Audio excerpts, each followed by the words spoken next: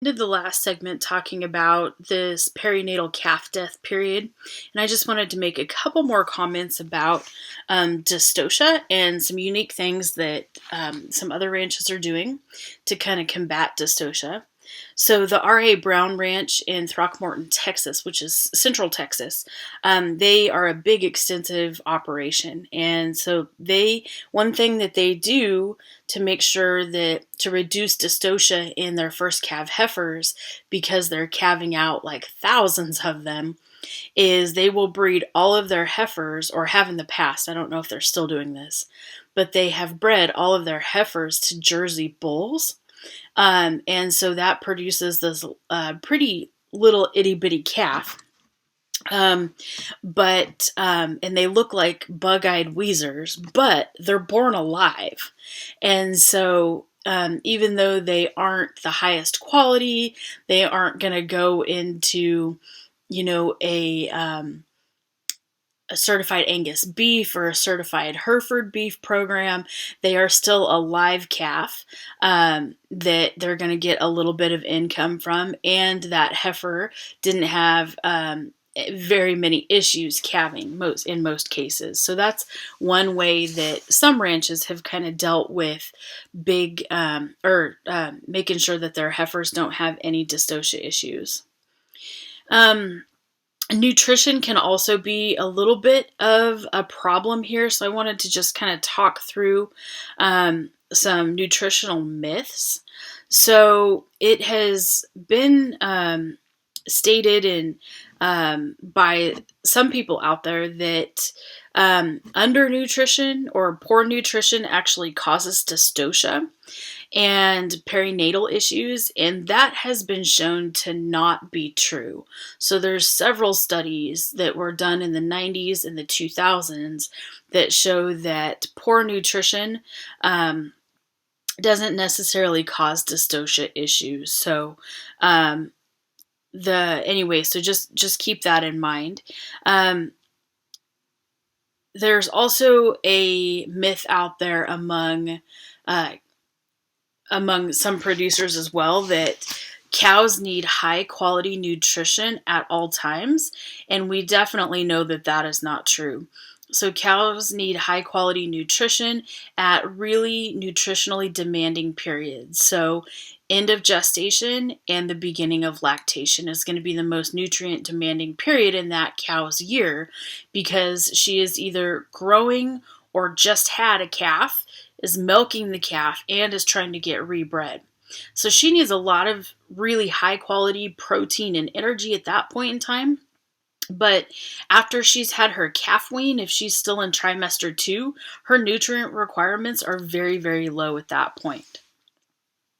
And so one way that you can assess whether you have adequate nutrition into your cows at the time that they have a calf is that if a calf comes out and has really milky white eyes at birth, that is a sign of inadequate nutrition. All right, so now we're going to switch gears and talk about this third category of why we have low calf crops. And this is deaths from birth to weaning.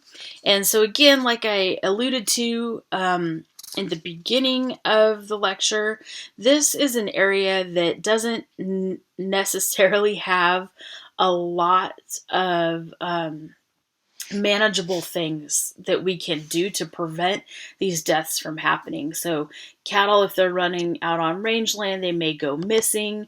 It could be because of an accident, or they may have a respiratory disease that and they die, and a predator packs their carcass off and you just never see them. And so this is definitely a part of why percent calf crop could be low, but it's also an area that is really hard to manage, especially if you're running in extensive rangeland situations. And then the last category here is gestational losses. And so we're going to talk through a few of these diseases. And so if you've got pencil and paper ready, I'm going to give you quite a bit of information just looking at this slide here. So the gestational losses are the lowest amount of contribution to percent calf crop, but it's also an area that is preventable in most cases. So a lot of this gestational losses are going to be, the result of that is going to be an abortion of the fetal membrane because of something. Really early in gestation, it could be because of trichomoniasis, or what we call trick in cattle. And so trick is a highly contagious sexually transmitted disease. So it's an STD, and it results in abortions and infections of the uterine tissue. And so the trichomoniasis is a microscopic protozoan parasite. It actually will colonize in the vagina of the female, in the vaginal folds of the female, and it lives in the folds and the crypts of the pubis, in between the penis and the sheath of the bull. And so the cow can actually be the infector, and the bull can be the one that spreads it. And so trichomoniasis causes early reabsorption. So usually the embryos don't even get to the attachment stage. And you can treat trick by vaccinating bulls. And then the cows can actually clear the infection after about 3 months. But keep in mind, that's usually going to be at the end or after the breeding season. So you're going to lose a calf. So from a management scenario, the best thing that you can do to control trichomoniasis is to do trick testing during BSEs on your bulls every single year, and to cull your open cows. That's the best and easiest way to get rid of trichomoniasis. The second major gestational loss is going to be because of vibriosis. So vibriosis is caused by a bacteria. It's a venereal bacteria called Campylobacter fetus, and it causes early embryonic death as well. And so sometimes you won't even see any other symptoms other than recycling. So if a female recycles, chances are she may have vibriosis, sorry. So some of the treatments here is vaccination is a big one. So usually in all of the female vaccination vaccines, vibriosis is going to be a part of that. And if you have a female that just won't get bred, cull her. That's the easiest way to get rid of vibriosis in your herd. And then leptospirosis is a zoonotic disease. And so this means that it can actually spread from animals to people. And we have seen this actually be a major issue in the dairy industry. They've got it under control now, but in the 80s, there was actually dairy workers that would be milking cows, and the cows would urinate.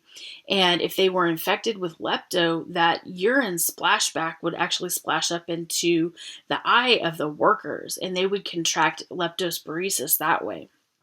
And so that's why we see so many safety things on a dairy, like wearing eye protective gear, wearing gloves, those type of things that takes place in the parlor. And so with leptospirosis, the bacteria is shed through the urine, so that's why we see it be so zoonotic. And so some of the symptoms are just an aborted fetus, and this is a mid-gestation abortion. So if you have an abortion of fetal membranes at like 4 or 5 months of age, chances are it could be leptospirosis. And then, so for treatment and control of this, again, vaccination is the easiest way to do this, and culling as well.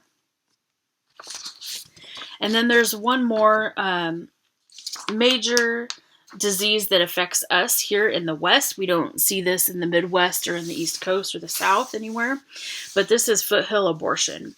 And so it causes late-term gestational abortions, and it is actually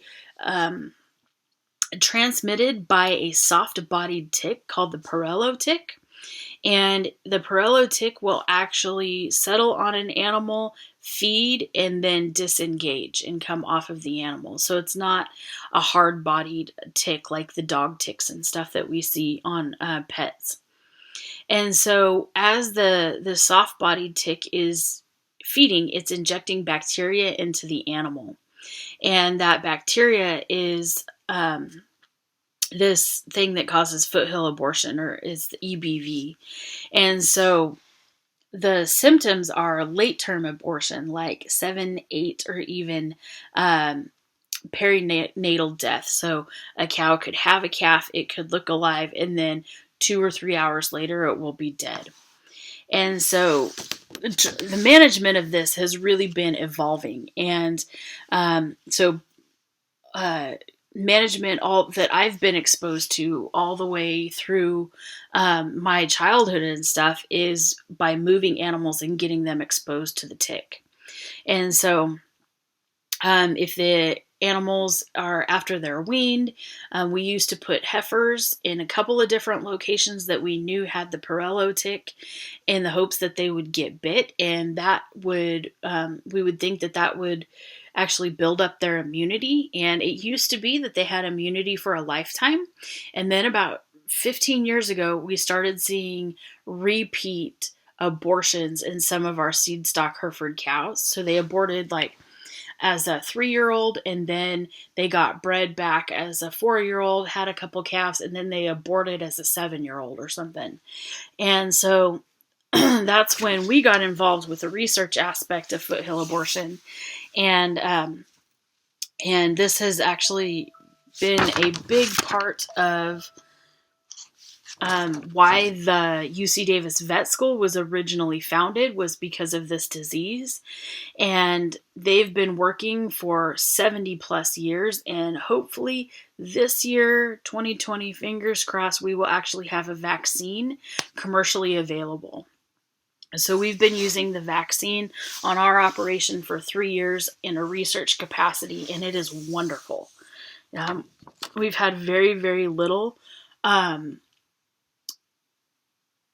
loss in calf crop because of foothill abortion now. So this is very exciting news, and it's 70 years in the making. So it's not a small thing at all. So those are 4 diseases that can cause gestational losses. And again, the best thing that you can do to prevent it is to vaccinate your animals or to cull animals that come up open.